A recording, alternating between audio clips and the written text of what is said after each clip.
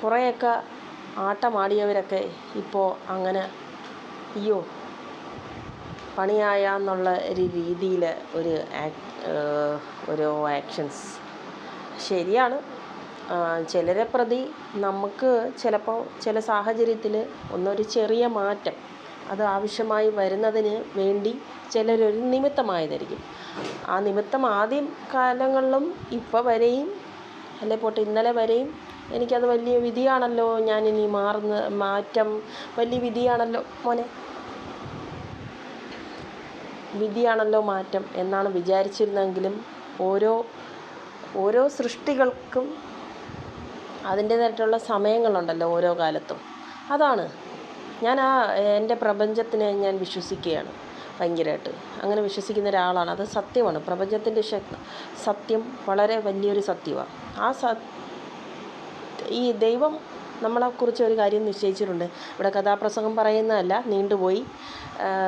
അതുപോലെ തന്നെ അത് നടപ്പിലാകത്തുള്ളൂ. ആരേത് സമയം എപ്പോൾ എങ്ങനെ എന്നൊക്കെയുള്ളത് ദൈവത്തിൻ്റെ പദ്ധതികളും പ്ലാനുകളുമാണ്. ആ പ്ലാനുകളെ ഞാൻ വിശ്വസിക്കുന്നു. അതാണ് പ്രപഞ്ചമെന്നും ഞാൻ പറയുന്നത് അത് തന്നെയാണ്. ഞാൻ അതുകൂടെ ഇത് ചെയ്യുന്ന ആളാണ്.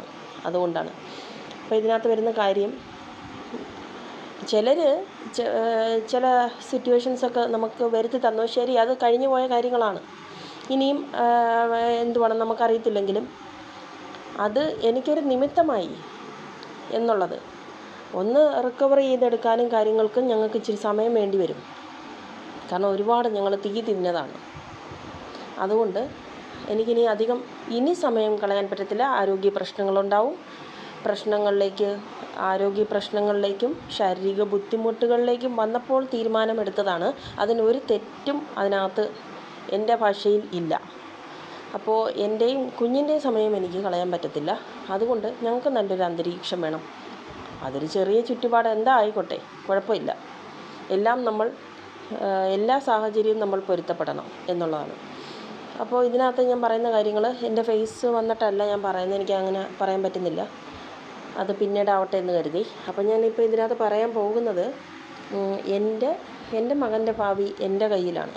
അപ്പോൾ അവൻ്റെ സമയം എന്ന് പറഞ്ഞാൽ 3.5 വയസ്സേ ഉള്ളൂ. 3.5 വയസ്സിൽ സ്കൂളിൽ എടുക്കത്തില്ല. ചില സ്കൂളിൽ ചില പിള്ളേരെയൊക്കെ എടുക്കുന്നുണ്ടെന്നറിയുന്നു. അതല്ല, ഞാനും അവനും തന്നെ ആശങ്കയിലായിരുന്നു. അവൻ്റെ ഭാവിയുടെ കാര്യം എന്ന് പറയുന്നത് ഞാൻ ഈ പഠിത്തവുമായിട്ട് ബേസ് ചെയ്തിട്ടുള്ളതാണ്.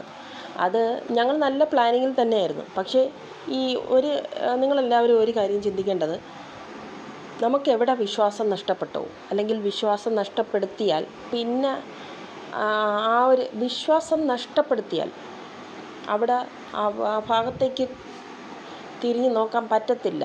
ഭയമായിരിക്കും. മനസ്സിലായോ? ഭയം മീൻസ് വിശ്വാസം നഷ്ടപ്പെടുത്തിയ ആൾക്കാർക്ക് അതറിയാം. അതുകൊണ്ട് തന്നെയാണ് ഞാൻ പിന്മാറി നിന്നത്.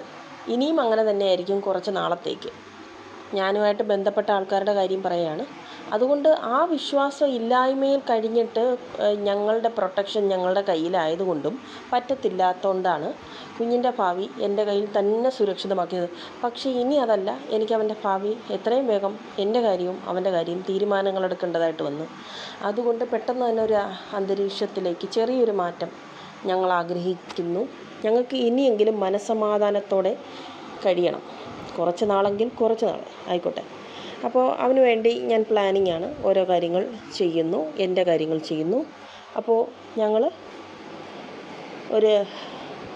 വളരെ വലിയൊരു ഹാപ്പിനെസ് എന്നും പറഞ്ഞ് നമ്മളങ്ങനെ ഒരു കാര്യം മറ്റുള്ളവരെ അറിയിച്ച് ചെയ്യേണ്ട കാര്യമില്ല.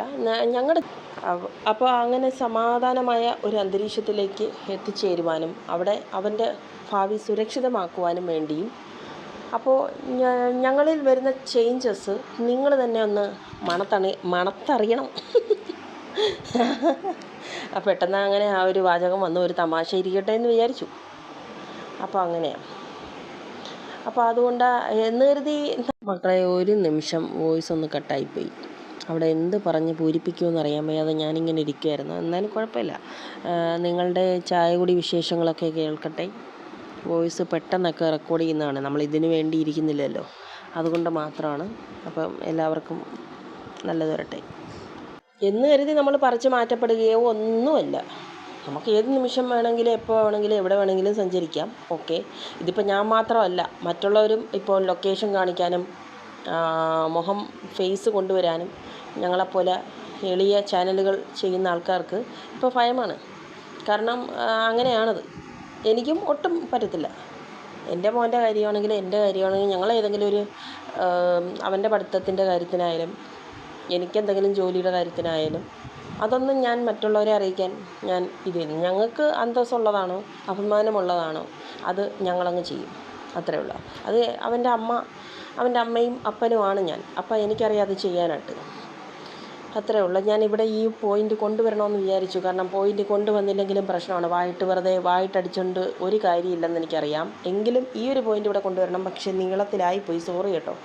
അയ്യോ സോറി. ആർക്കും ഇത്രയും ഇരുന്ന് നമ്മളെ കേട്ടോണ്ടിരിക്കാൻ പറ്റുമെന്ന് എനിക്ക് ഈ വന്ന കാലത്ത് എനിക്കറിയത്തില്ലെങ്കിലും നമ്മുടെ വീഡിയോസ് നെഗറ്റീവ് ആൾക്കാർ കുറേ കാണുന്നുണ്ട്. കാരണം എന്ന് വെച്ചാൽ അവർക്ക് അത്യാവശ്യം അത് എന്തൊക്കെ പറയുന്നതെന്നറിയണം, എന്തൊക്കെ പിടിക്കുന്നതെന്നറിയണം, എന്തൊക്കെ ഇന്ന് നടന്നു, അല്ലെങ്കിൽ എന്താണ് ഇന്ന് നടന്നത് എന്നുള്ളത് ഒരു കണക്കൊക്കെ നന്ദി കൊടുക്കണം കേട്ടോ. കാരണം അവർ ഇത്രയും കാണുന്നില്ലേ, അവർ കാണുന്നതാണ് ഏറ്റവും വലിയ, അവരെ ഏറ്റവും ആദ്യം എൻ്റെ വീഡിയോ കാണും. അതൊരു വലിയ കാര്യം തന്നെയാണ്. അതുകൊണ്ട് നിങ്ങൾ പേടിക്കണ്ട, നിങ്ങൾ ബേജാറാവണ്ട. എൻ്റെ വലയത്തിൽ ഒരുപാട് ആത്മീയരായിട്ടുള്ള ഒത്തിരി ആൾക്കാരുണ്ട്. അവരുടെ പ്രാർത്ഥനയും സംരക്ഷണവും എപ്പോഴും എൻ്റെയും കുഞ്ഞിൻ്റെയും കൂടെ ഉണ്ടാവും. ഞാൻ തിരിച്ചും അങ്ങനെയായിരിക്കും.